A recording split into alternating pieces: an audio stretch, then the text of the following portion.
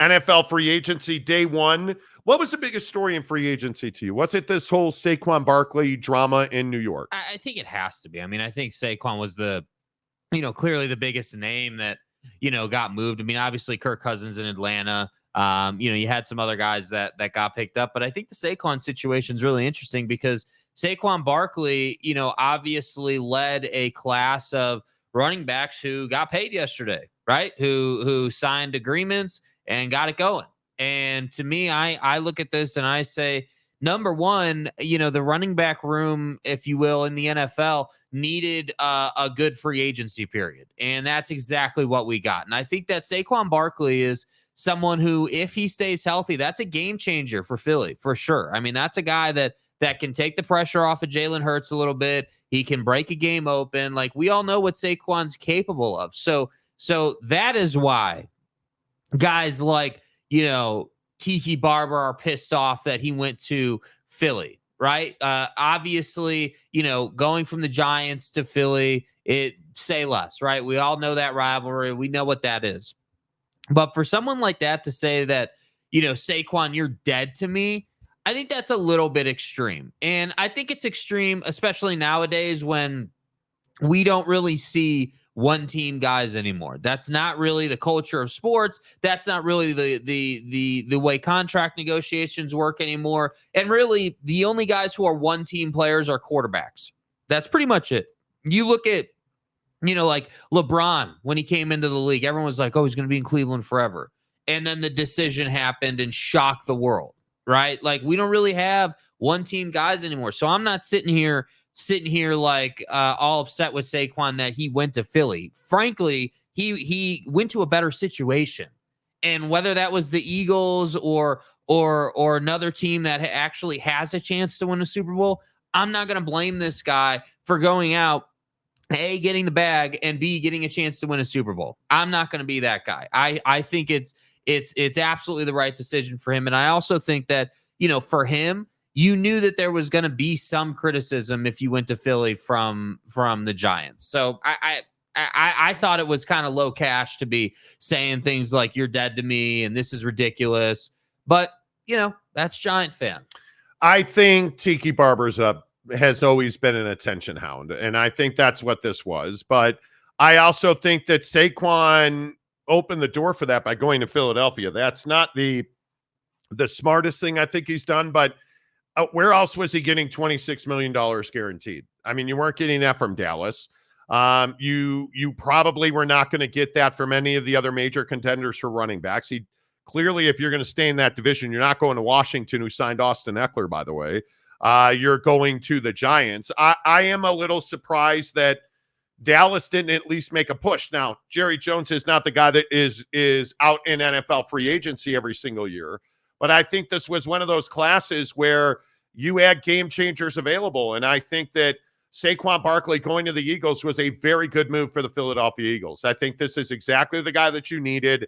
I think that this is a team that has to, right out of the gate, with all of the changes that Nick Sirianni made on his staff and all of the changes in leadership with Kelsey and Cox retiring, I think he absolutely had to make a big splash in free agency and show the NFL world that you're still Super Bowl contenders. I think Philadelphia absolutely achieved that. I think one of the more interesting moves was Josh Jacobs to the Packers, which frees up Aaron Jones. And I think that's exactly where the Dallas Cowboys swoop in. They have never been, and I shouldn't say never, but in recent years, the Dallas Cowboys generally do not do much big splash-wise in free agency. And I think Aaron Jones is that perfect guy that fits in Dallas and fills a void and does so quite capably. I agree with them letting Tony Pollard go. I think that was probably the right decision to be made. I think you don't pay running backs big money in this league and expect to win. And I think that Aaron Jones is a guy that you can get at a better price tag. But make no mistake about it, Saquon Barkley did exactly what all of us would have done. He got that bag, and he's going to contend for a Super Bowl this year, one would think. Now, is Nick Sirianni a leader? I don't think so. I think it was a terrible decision to keep him on as their head coach, but they did. And now you got to surround him with talent that he believes he can mold into a winning culture. We'll see if that actually plays out. But unequivocally, the only losers here are absolutely nobody. because the Giants did the right thing not paying Saquon. Saquon did the right thing getting paid, and the Eagles needed an upgrade at running back, Jake. And I think all three of those entities won. Yeah, and I think you make a great point about Nick Sirianni and his situation. I mean, we talked all about that on the show when it happened. Like, me certainly, I'm surprised that you kept Sirianni on given the situation. And so, with that being the case, I maintain if you're going to go out and pick up a Saquon Barkley level player for your offense, man, that offense better be cooking. And I think that, when you lose a guy like that on your offensive line, that would be the next logical step, in my opinion. Go out and make sure your offensive line is as good as it can possibly be. And if you do that, that should really sort of catapult you forward because you have good wide receivers. Now you've got a good running back. You've for sure got good quarterback play. Eagle fan will tell you that Jalen Hurts fell off last year and is garbage now. And I'm here to tell you the guy had one not even bad year, just a mediocre year by his standards. And that was because your team was very tired and had played a lot of football. So I would expect Jalen Hurts to be right back to MVP Jalen Hurts, right back in the middle of that playoff picture. And yeah, if you're the Cowboys watching this go down, yeah, you for sure better go out and get a running back. You for sure better get better. I mean, I don't know how else to put it for a Cowboy fan, because again, you can't have a situation where you lose a guy like Diggs on defense this past season and you just seemingly can't find your way through the playoffs. And I think that's why it was so bitter for Cowboy fan to lose to the Packers like that. Now you've gone into the offseason. The Eagles are doing what they're doing. What are you doing to counter that move? I think that the Cowboys have some financial issues. So I think you are probably wise to be sitting out. Listen, I think you look at where these running backs went, like you look at Josh Jacobs to the Packers. That's a good move. That's a risky move. That is a risky move. Derrick Henry is a free agent. I don't think Derrick Henry has a whole bunch of fits across this league, right? I don't see him as a guy that fits into everybody's offense. I look at, a guy like Devin Singletary replacing Saquon Barkley. He's capable. Is it spectacular? Nobody comes at a much better budget, right? I think a lot of these moves are pragmatic. Is Austin Eckler somebody the Washington Commanders and their fans should be excited about? Not really.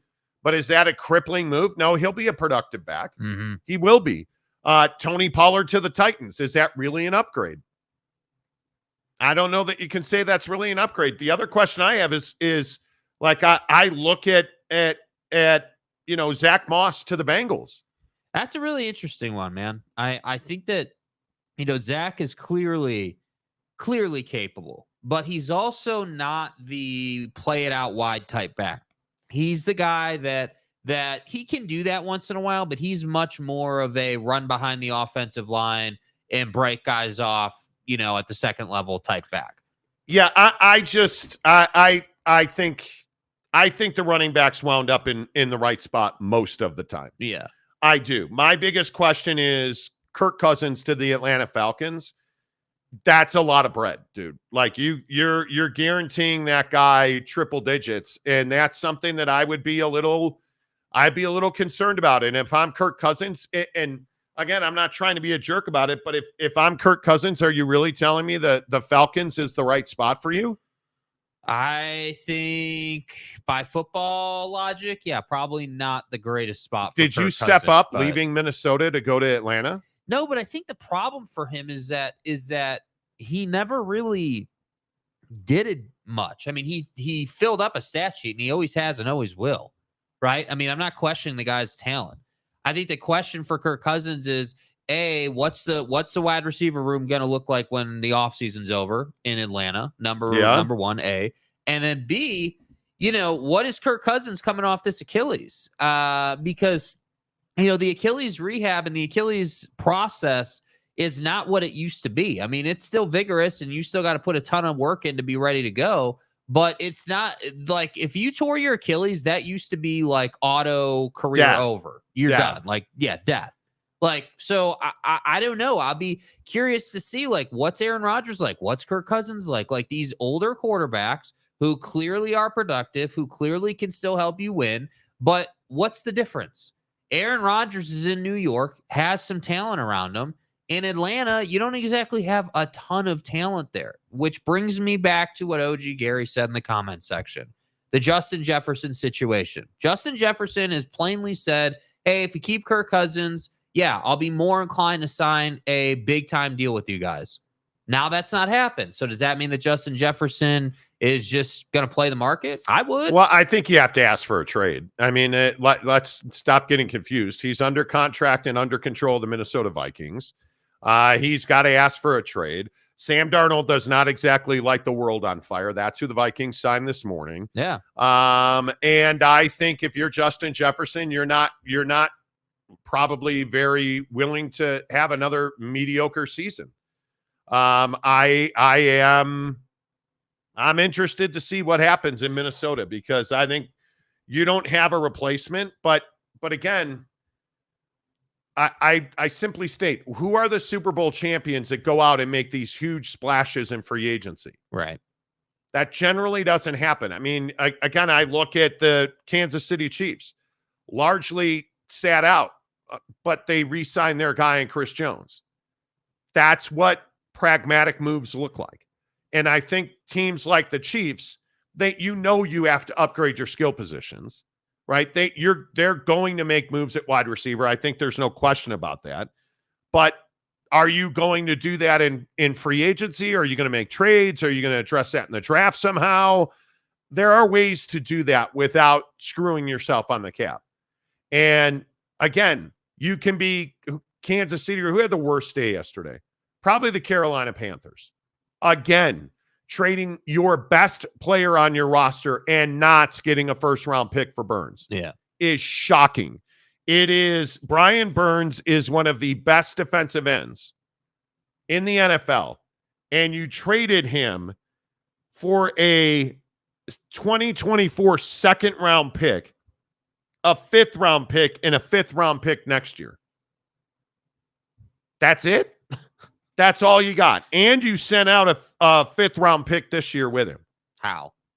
And you did the same thing for Christian McCaffrey. This is an abject failure by the Carolina Panthers. It is one of the worst trades I have ever seen in the National Football League. So when we talk about Super Bowl contenders, I'm not surprised that Dallas sat out, that Kansas City sat out.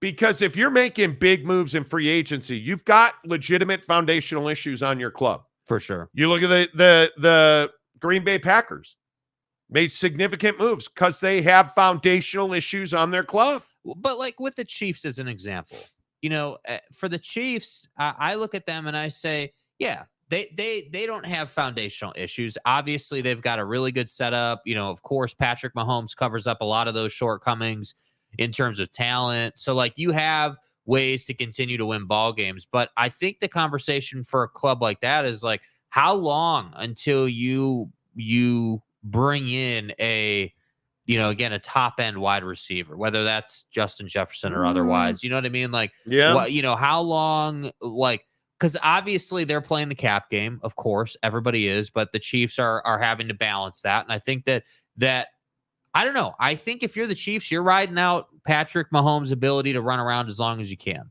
because until he's unable to do that, you don't really need to have guys who can just get open automatically. You need to have a good offensive line and a half decent running game in your fine. I agree with that. And again, I look at the Packers. The Packers made moves. I don't necessarily love swapping Josh Jacobs for Aaron Jones. You saved $1 million.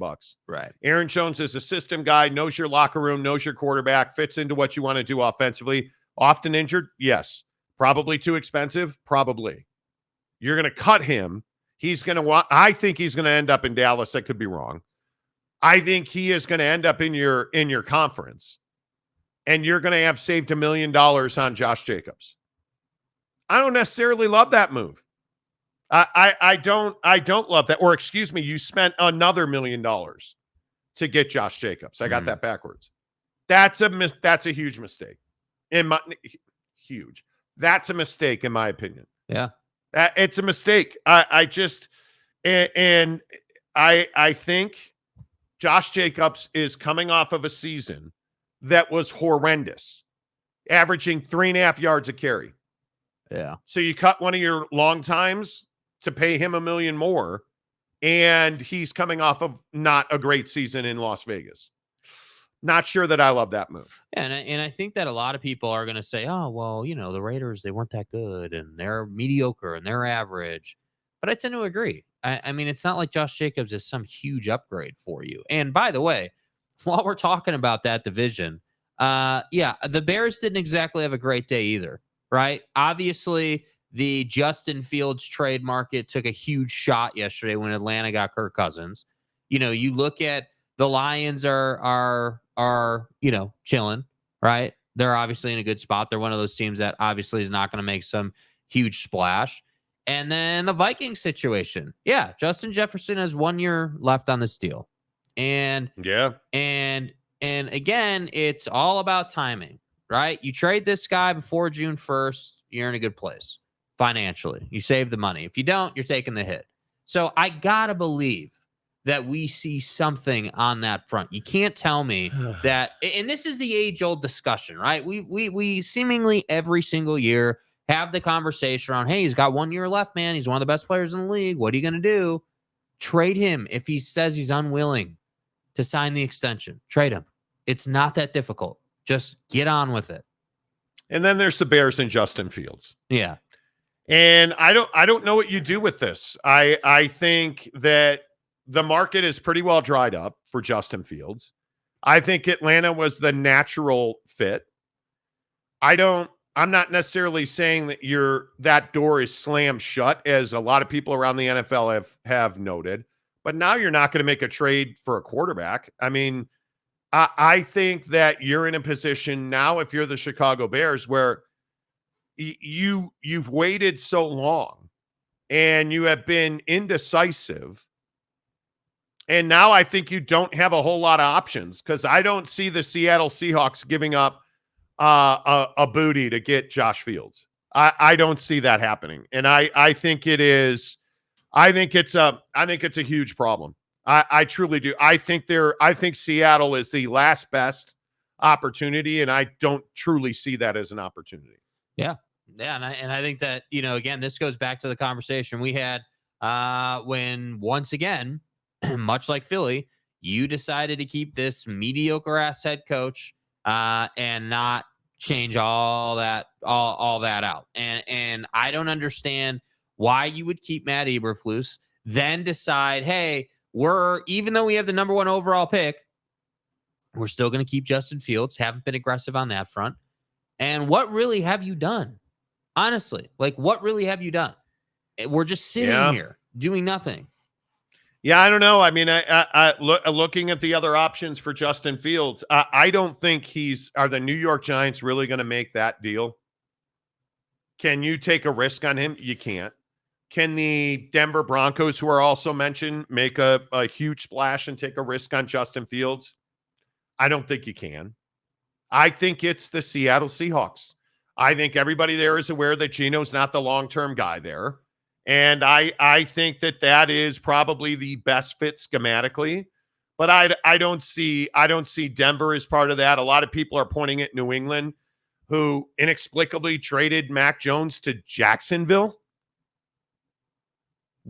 That was a little awkward. Yeah. It's going to be interesting to see how all that plays out. And are you telling me the Bears had trade Justin Fields to Minnesota? No way. They're not doing that. No, you got to trade him outside the division for sure. I think you're stuck with him now. I think you are stuck with him, and it is going to be very difficult to move him. Well, and I think the hard part when it comes to Justin Fields is you can't tell me there aren't people around the league who believe in this guy, right? So you can't tell me other organizations don't look at this situation and say, yeah, this guy could absolutely be a starter for us. He could absolutely be effective for us. We just need to develop him a little bit. We need to give him some skills. We need to give him some structure, because he doesn't have that in Chicago, and it's killing him.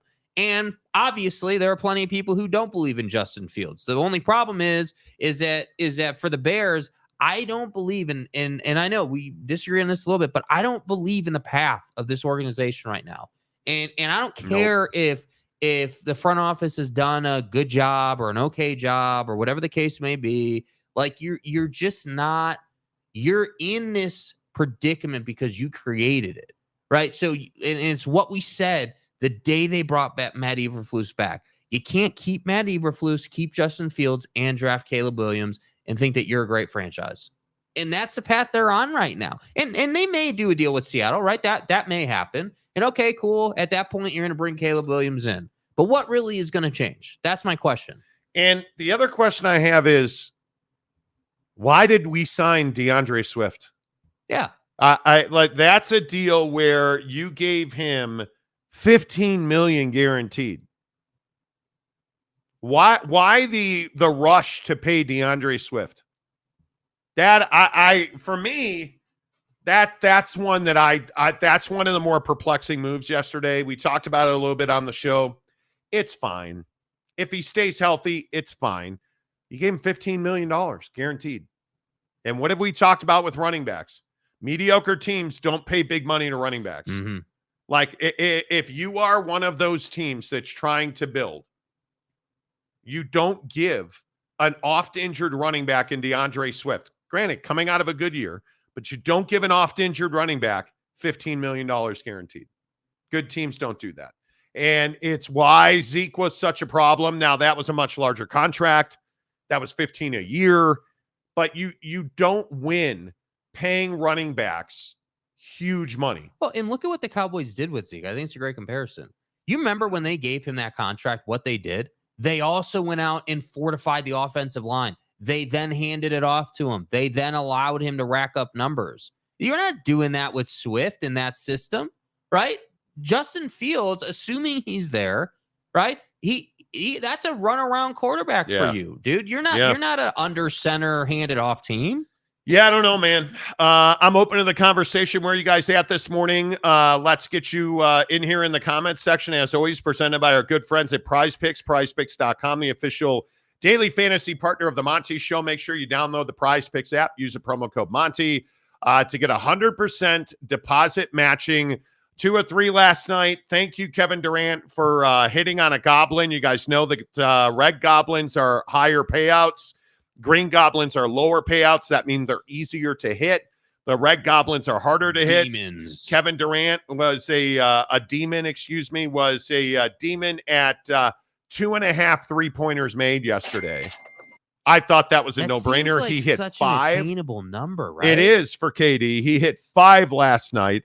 Luka Doncic. Now, this is interesting because there's also a part of this where you have to get in at the right time. I had Luka Doncic at 47.5 points, rebounds, and assists. Mm-hmm. You had him at 53.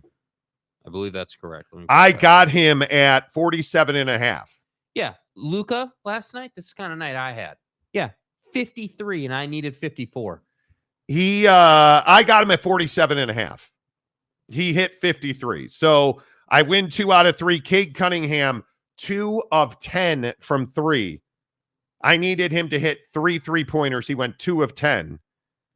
So I win 2 of 3. I win $56 on a $25 bet. Thank you to the Demon. Yeah.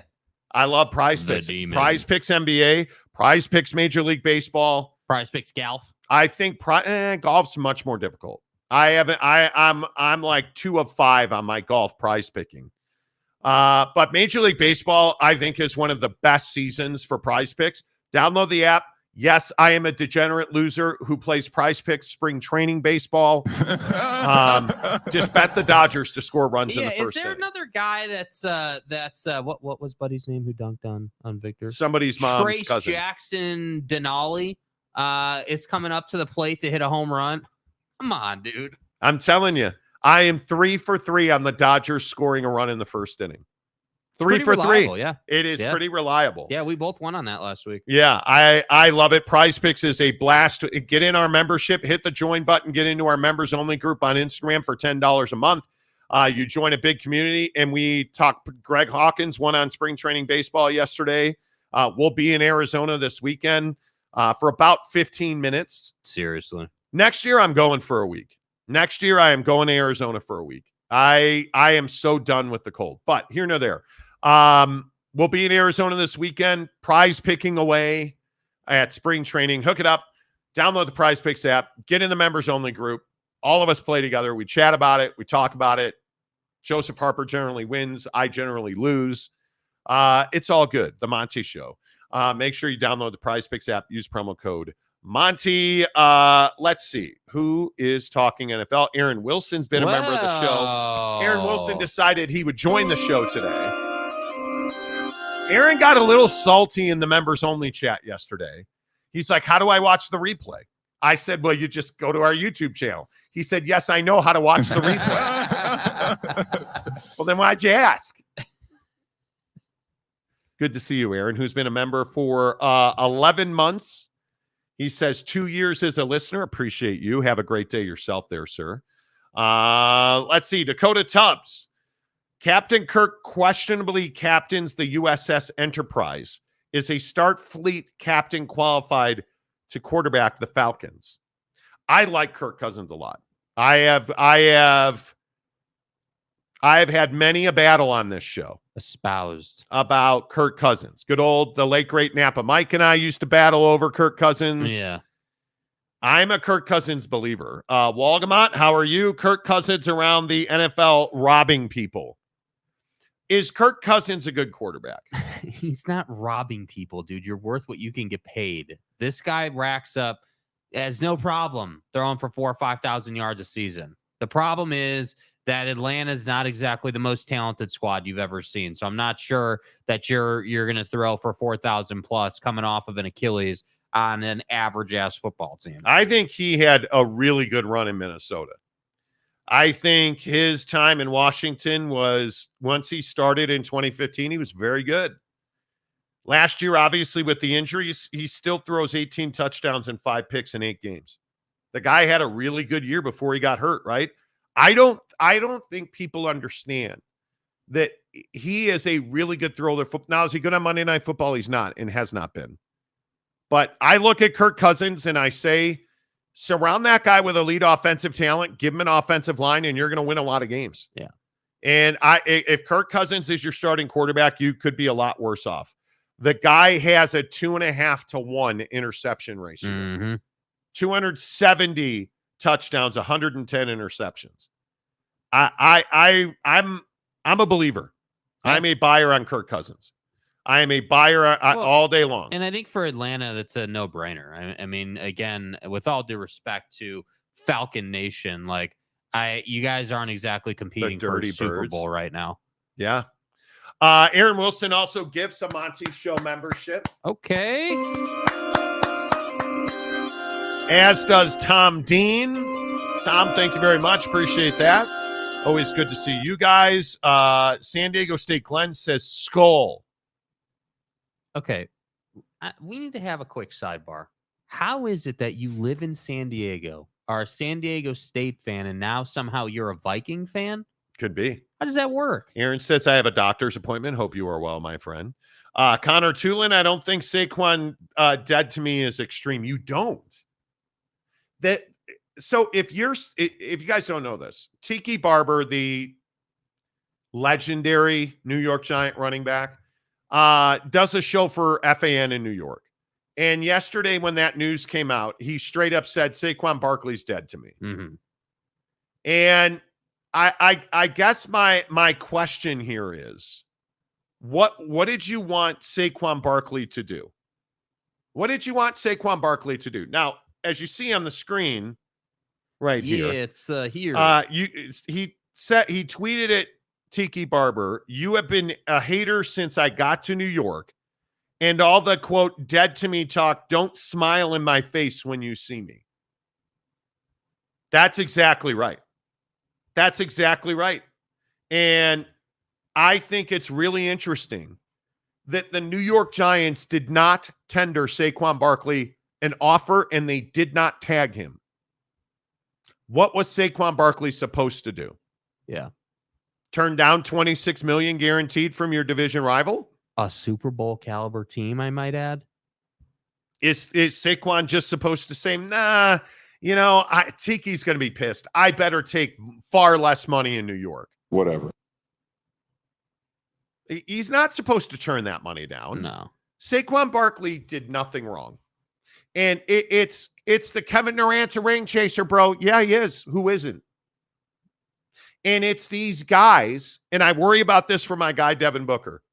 It's these guys who are like, I want to be one team for life, bro. If you're Steph Curry, that works because you got a pile of rings. If that's Tom Brady, that works because you had a pile of rings. If that's Saquon Barkley, it doesn't work. You need to win. Yes. You need to win. And for me, I just think that this is much ado about nothing. Yeah, and I think that, Giant fan is going to be bitter because, again, Saquon was one of your best players, and, now he's not. And I understand there's injured concerns, and, he spent a lot of time on the list. Totally get it. But at the same time, the question you can't get away from is, what would you have him do? If the Giants are not going to offer him something, did you really think he was going to go and play on the West Coast? This is a guy that went to Penn State. Like, you don't think that he sees an opportunity to play for the Eagles and isn't excited? And I would also point out he grew up outside of Philadelphia. Yeah. Like, this is not even controversial. So with all due respect to Tiki Barber, I'm on Saquon's side here. With all due respect. Get paid. I'm not going to guilt this guy at all. Yep. OG Gary says Jefferson is an unrestricted free agent in 25. This is his final year, so if the Vikings want something for him, now is the time to make that happen. 100%. It won't be the Saints. It won't be. If you look at Justin Jefferson, that's a guy that will bring you a first-round pick. And if you're Justin Jefferson, you can kind of write your own ship. Why would you choose New Orleans? Yeah, I'm not doing that. He's going to the Bears. Let's face it. The Panthers sunk a ton of money in that O-line yesterday. How do you give up Burns and McCaffrey and not get a first-round pick? I think it's one of the worst trades I've ever seen. Mm-hmm. I don't get it. Mike Smith, Panthers might have gotten 2 first-rounders last year. It's wild. Yet here we are. Wild. Connor Tulin says, go Giants. Let's see. Glenn says, Carolina gave up David Putney too. Fleeced.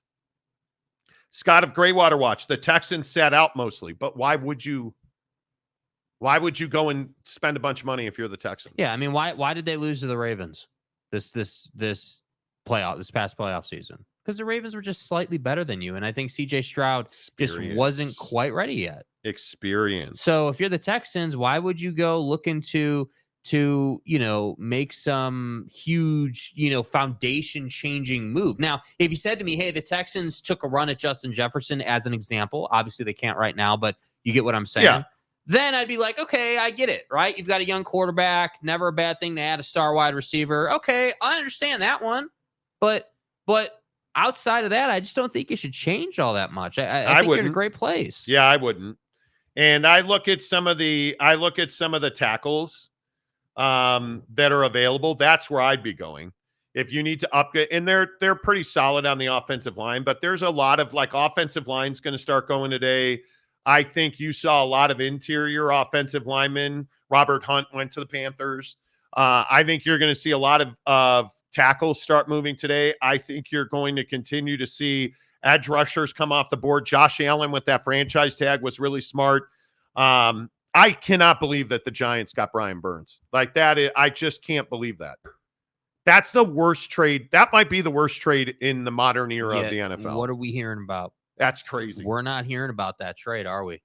We're hearing about what you lost because that's how it works in New York. And until that changes, you're not going to win anything. And I keep saying this, man. You extended, and this may have been your first mistake. You thought it'd be a good idea to get Daniel Jones locked up long term. And I'm going to sit here and tell you, if you're going to rip a guy like Kirk Cousins and say that he's stealing money, who's a bigger thief, Kirk Cousins in Atlanta or Daniel Jones in New York? Because last time I checked, that guy hasn't done anything. And I'd also point out on the Texans, Azeez Al-Shire is not exactly a pushover, and Jeff Okudah is a nice project. I mean, he's still got top end. I think the Texans are fine. I truly think the Texans are right where they should be.